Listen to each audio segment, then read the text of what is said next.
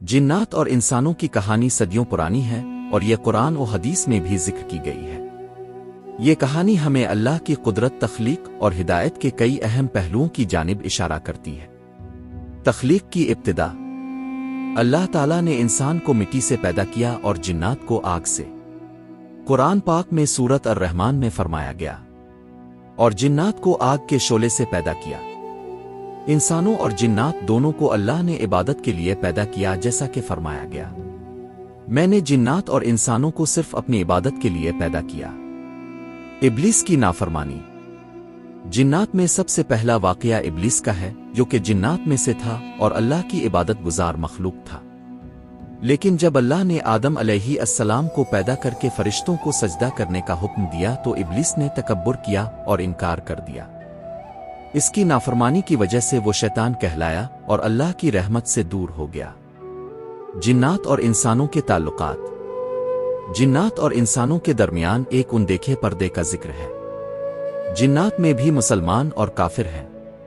مسلمان جنات نیک اعمال کرتے ہیں اور انسانوں کو نقصان نہیں پہنچاتے، جبکہ کافر جنات، جو شیاطین کہلاتے ہیں، انسانوں کو گمراہ کرنے اور نقصان پہنچانے کی کوشش کرتے ہیں۔ جنات کی خصوصیات۔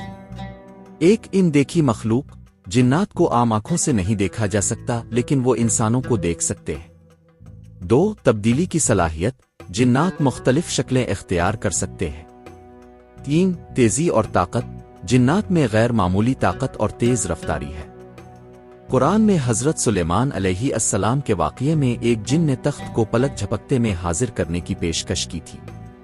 جنات سے بچاؤ۔ اسلام نے انسانوں کو جنات کے شر سے بچنے کے لیے قرآن و سنت میں رہنمائی دی ہے۔ 1 آیت الکرسی۔ اس کی تلاوت حفاظت کا بہترین ذریعہ ہے۔ 2 صبح و شام کے اذکار، یہ شریروں سے بچاتے ہیں۔ 3 سورۃ الفلق اور سورۃ الناس، یہ شیاطین کے وسوسوں سے حفاظت کرتی ہے۔ 4 قرآن کی تلاوت، شیطانی اثرات کو ختم کرتی ہے۔ جنات اور انسانوں کا انجام۔ قیامت کے دن جنات اور انسان دونوں سے ان کے اعمال کا حساب لیا جائے گا۔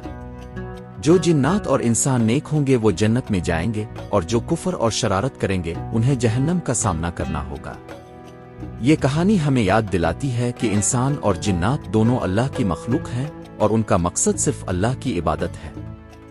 ہمیں اپنی زندگی میں اللہ کی اطاعت اور شریعت پر عمل کرنا چاہیے تاکہ ہم شیطان کے وسوسوں سے محفوظ رہیں۔